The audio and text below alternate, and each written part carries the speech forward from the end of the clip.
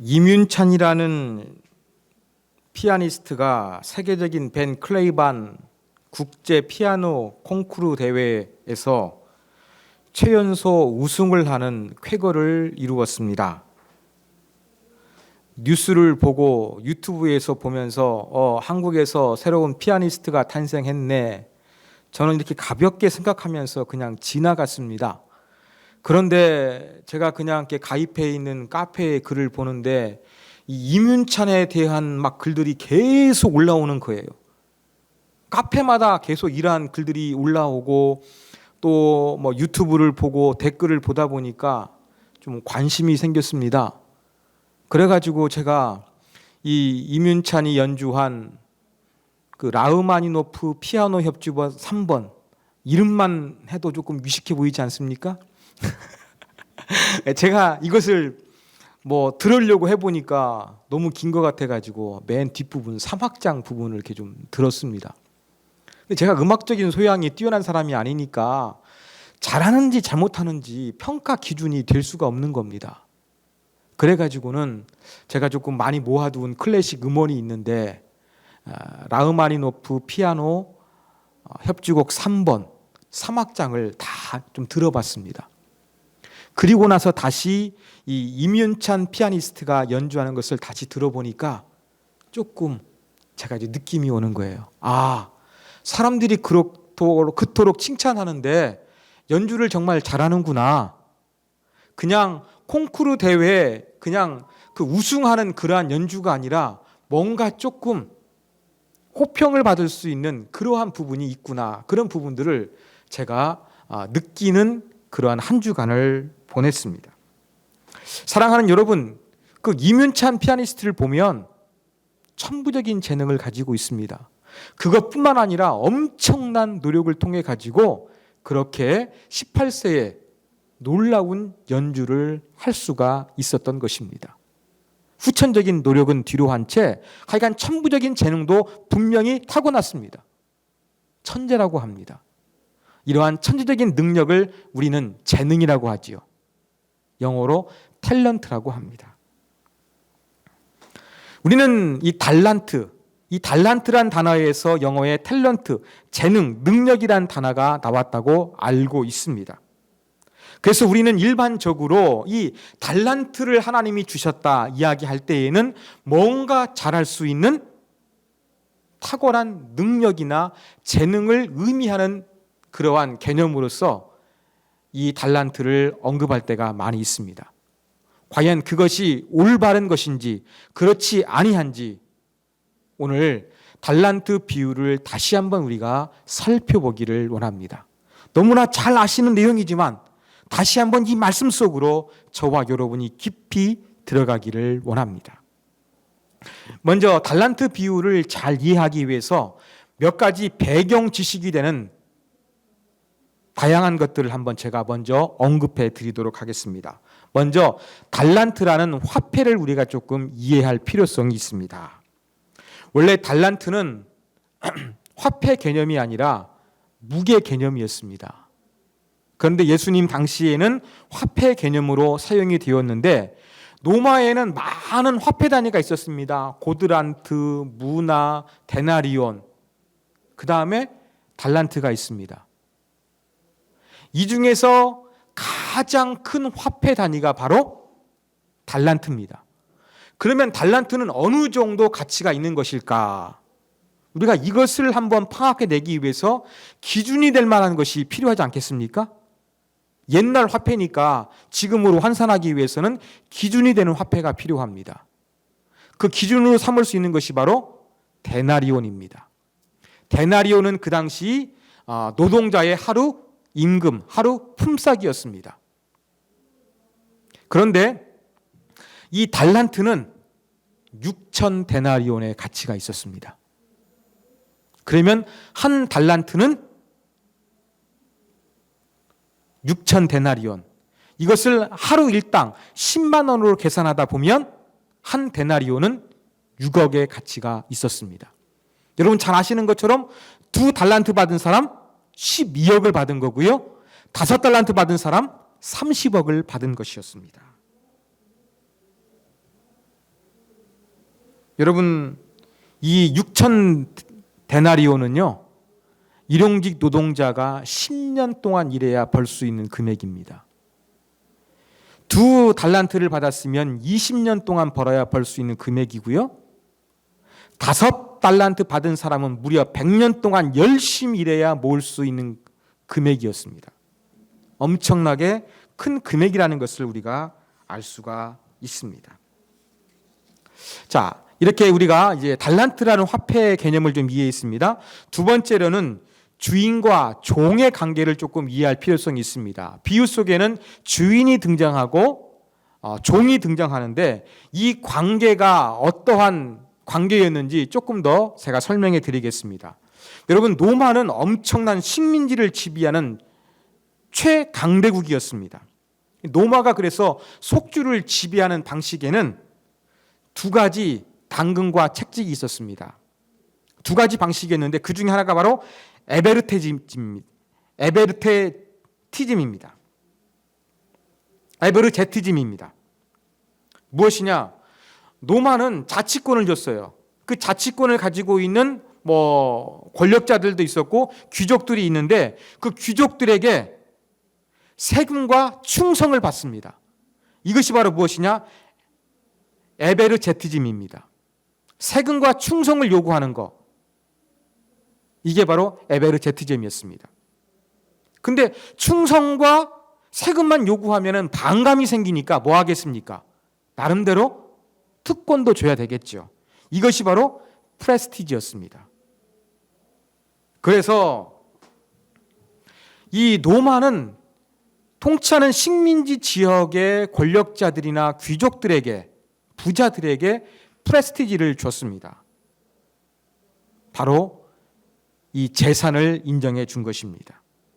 그런데 그 프레스티지를 가지고 있는 사람들은 주로 기반이 되는 건 무엇이었냐면 땅이었어요. 땅을 농사 짓는 것이 아니라 어떻게 합니까? 빌려주는 것이죠.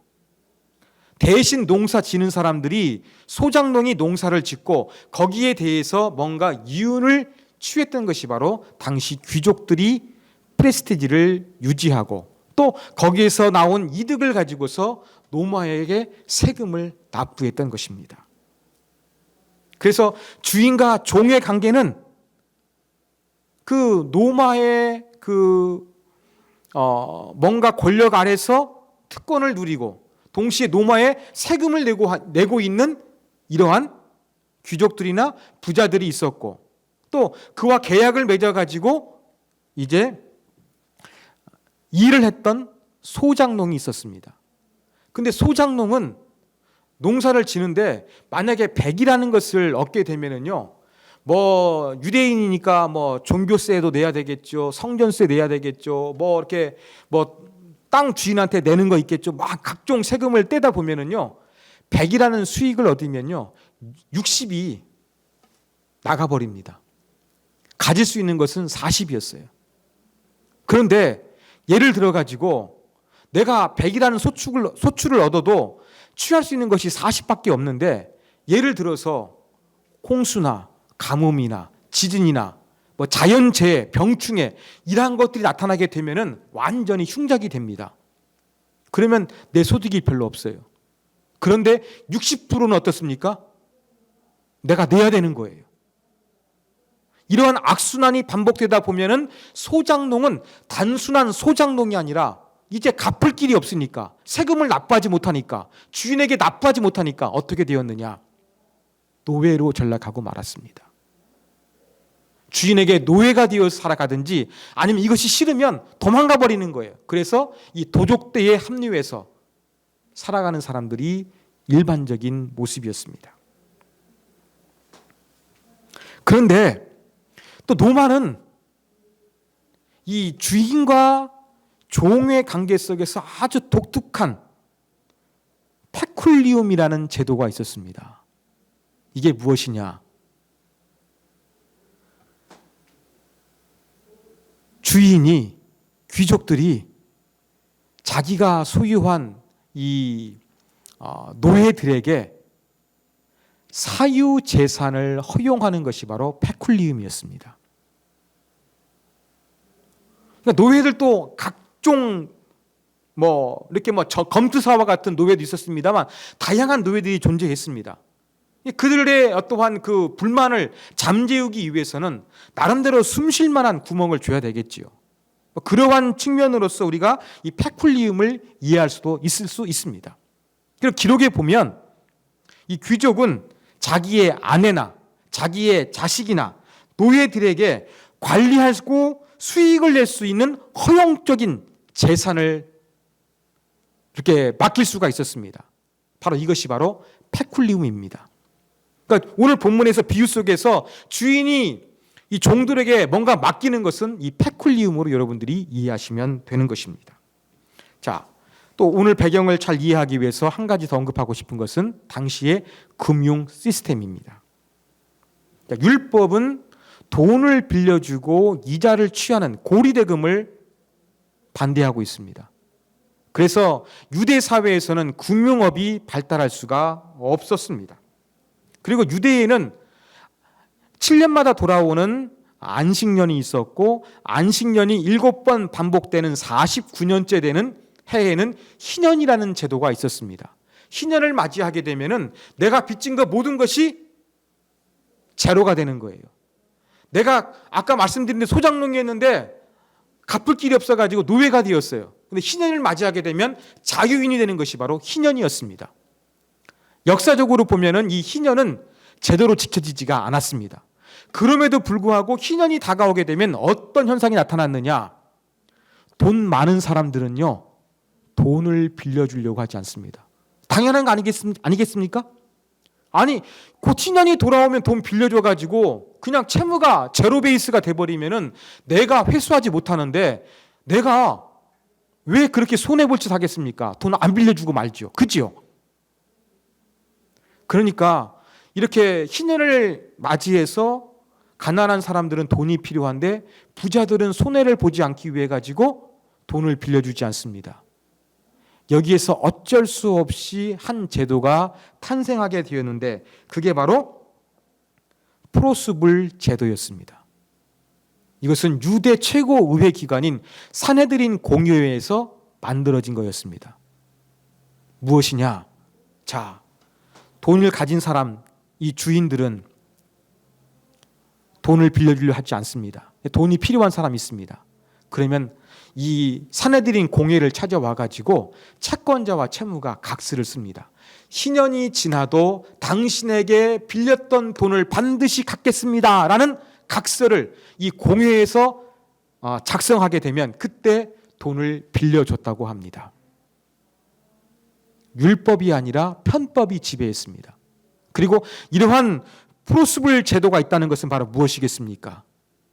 종교 지도자들, 돈 많은 부자들, 귀족들, 주인들은 탐욕이 가득했다는 것을 보여줍니다. 그리고 이 당시에 이 부를 보관하는 방법도 우리가 이해할 필요성이 있습니다. 지금처럼 은행의 개념도 없었습니다. 그러면 돈이 있으면 은행이 없으니까 내가 잘 관리해야만 했습니다. 어디가 제일 안전합니까? 우리는 가장 안전한 곳으로 집 안을 생각합니다. 그러나 팔레스틴 가옥 구조를 생각하면 집 안에다가 돈을 둘 수가 없었습니다. 집이 허술하기 때문에 값진 이 자산을 집 안에 보관할 수가 없었습니다. 그래서 팔레스틴의 부자들은 어떻게 했느냐? 아무도 안 볼 때에 자기가 소유하고 있는 땅에 가가지고 그 값진 돈과 보화들을 묻어 두었던 것입니다. 그리고 이것이 바로 일반적인 방법이었습니다. 자, 이 세 가지를 설명해 드렸는데, 자, 이것을 이해하고 이제 오늘 달란트 비유 속으로 우리가 한번 들어가도록 하겠습니다. 자, 달란트 비유 속에서는 주인과 종이 등장합니다. 아까 설명드렸던 것처럼 이것은 사장과 종업원의 관계가 아닙니다. 자본가와 노동자의 관계도 아니라는 것을 우리가 분명히 알 수가 있습니다. 돈을 나누어 주는 거 우리가 시각으로는 조금 이해가 안 됩니다만 분명히 노마 사회 속에서는 페쿨리움이라는 제도가 존재했던 것입니다.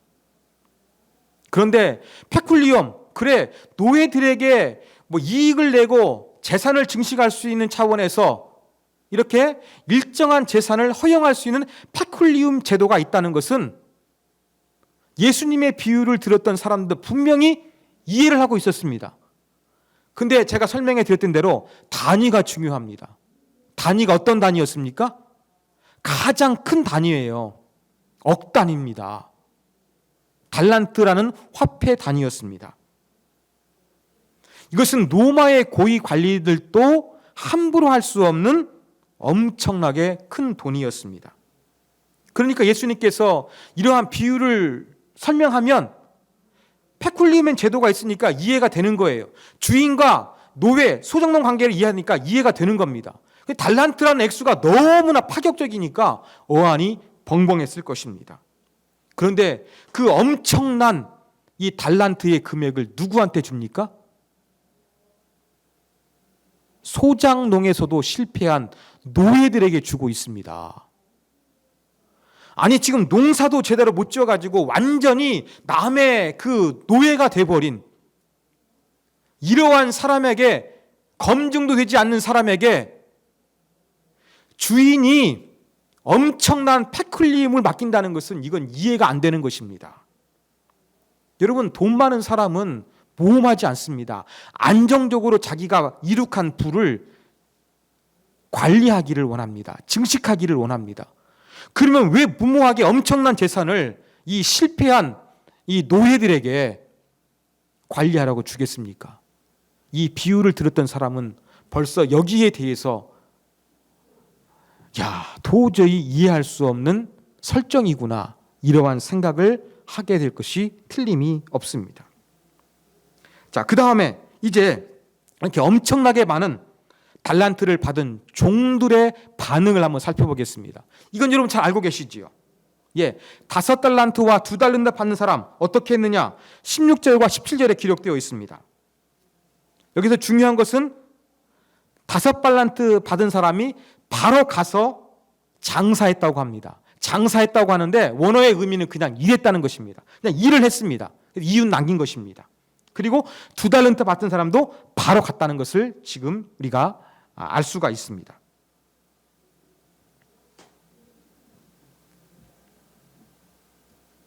여러분, 이 이야기를 들은 한번 그 유대인들의 반응 생각해 보십시오.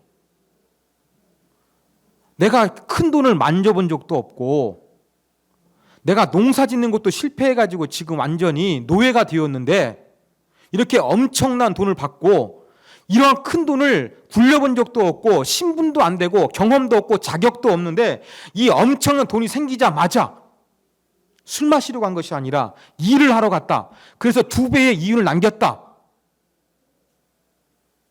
상상할 수 없는 그러한 예화라고 청중들은 아마 반응했을 것입니다. 자, 그 다음에 18절에 한 달란트 받은 사람의 반응이 나오고 있습니다. 어떻게 합니까? 이 사람은 즉시 간 거 아니라 그냥 고민하다 간 것 같아요. 가서 땅을 팠습니다. 아까 말씀드린 대로 가장 자산을 안전하게 보관할 수 있는 방법인 땅에다가 그것을 아무도 모르는 사이에 파묻어 두었던 것입니다. 자, 5달란트와 2달란트 받은 사람과 1달란트 받은 사람의 행동이 대조가 되고 있습니다. 즉시 가서 일했다는 것은 무엇입니까? 자기의 생각대로 움직이지 아니했다는 걸 보여줍니다. 주인이 뜻 가운데 모든 것을 맞추고 있다는 걸 보여줍니다. 자기 자신의 삶의 목적과 우선순위가 주인에게 있음을 보여주는 것입니다. 반면에 땅을 묻었던 사람은 자기 중심적인 태도를 보여주고 있습니다. 자기 자신의 가칭과 안전이 중요했기 때문에 주인에게 순종하고 있는 모습을, 주인의 말씀 가운데 따르고 있는 모습을 보여주지 못하고 있습니다. 여러분, 누가 합리적일까요? 누가 안전했을까요?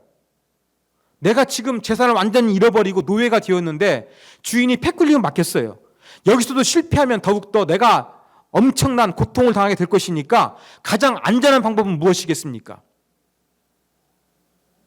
땅에 묻는 거 아니겠습니까?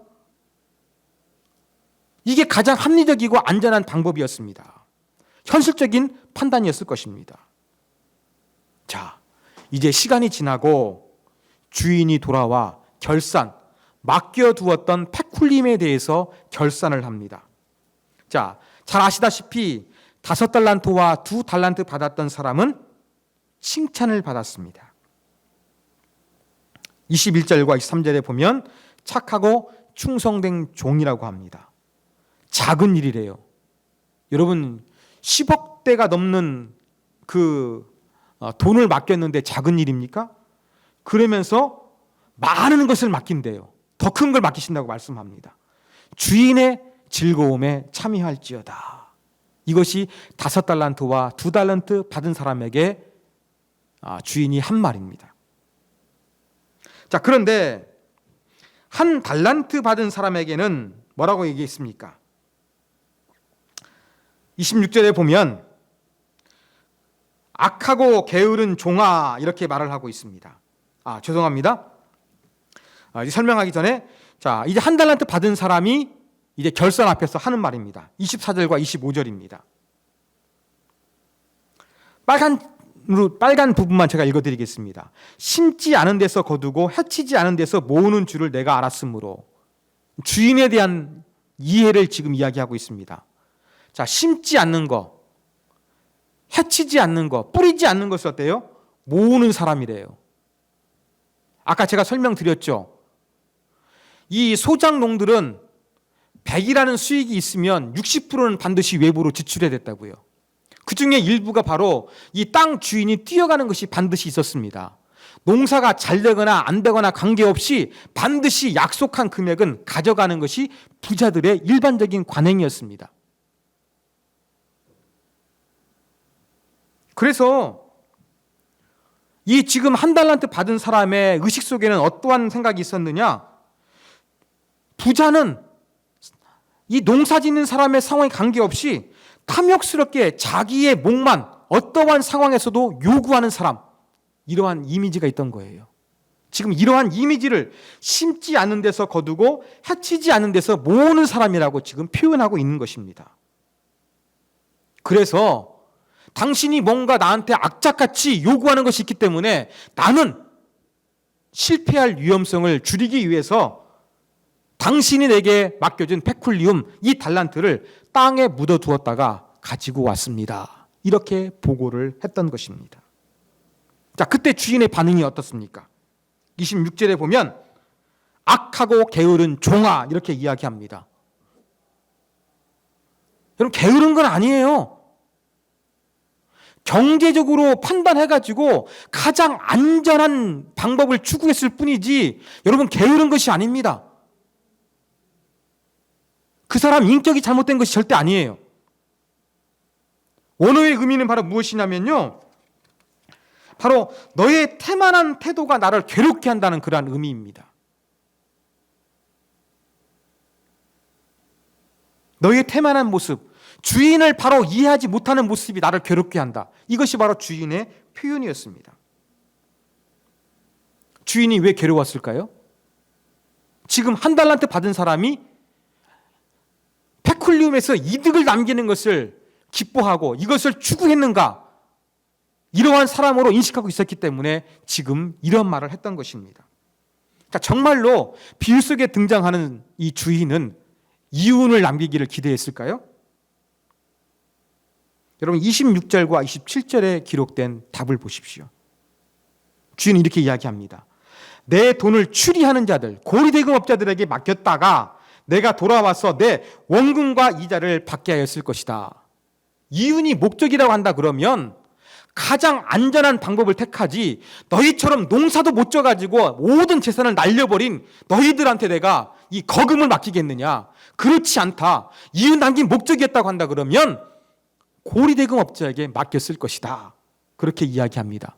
그러면 주인의 목적은 바로 무엇이에요? 종들에게 값비싼 페쿨리움을 나눠주면서 이윤을 기대하지 않았다는 것입니다.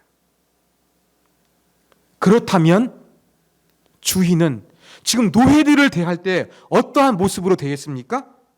당시의 부패한 종교 지도자들처럼, 탐욕스러운 부자들처럼 이윤만을 치유하기 위해서 그들을 대하지 않았다는 것을 지금 이야기하고 있는 것입니다. 그런데 한 달란트 받은 사람은 이 주인을 오해했던 것입니다. 자, 그러면 5달란트 받은 자와 2달란트 받은 사람이 칭찬을 들었어요. 그 칭찬을 들은 이유가 무엇입니까? 갑절의 이윤을 남기기 때문이다. 그렇게 설명하고 있으니까 우리는 그렇게 알고 있었어요. 여러분, 그게 아닙니다. 주인이 말했잖아요. 내가 너희들한테 원하는 것은 이윤이 아니다. 말을 했잖아요. 그러면 칭찬한 진짜 목적은 무엇일까요? 칭찬했던 진짜 숨은 동기는 무엇일까요? 바로 그것은 즉시 가서 즉각적으로 순종했기 때문입니다. 여러분, 이 부분을 바르게 이해하는 것이 정말로 중요합니다. 엄청난 돈을 받을 만한 자격과 경험된 능력을 보여준 적이 없음에도 불구하고 주인이 엄청나게 많은 것들을 나에게 맡겨주니까 실패할 수 있는 부담감, 그 리스크가 큼에도 불구하고 받자마자 주인이 원하는 행동을 취했다는데, 주인의 뜻에 맞춰보기 위해서 즉각적으로 순종했다는데, 이러한 모습을 보면서, 이러한 태도를 보면서 주인은 5달란트 받은 자와 2달란트 받은 종을 칭찬했던 것입니다. 이게 달란트 비유입니다. 자, 달란트는 무엇입니까? 이제 다시 한번 결론을 내렸으면 좋겠습니다. 그 피아니스트 임윤찬처럼 피아노를 잘 칠 수 있는 천부적인 재능, 이것이 달란트입니까? 재능이 달란트입니까? 이걸 주님께서 원하셨습니까? 달란트가 무엇입니까? 즉시 가서 뭔가 순종할 수 있는 태도와 자세, 이것이 달란트입니까? 오늘 설교는 여기까지입니다. 이후에 설교를 완성하는 것은 식사를 하신 이후에 여러분 오이코스 모임을 통해서 이 부분을 우리 모두가 한번 완성하기를 원합니다. 다 같이 기도하시겠습니다.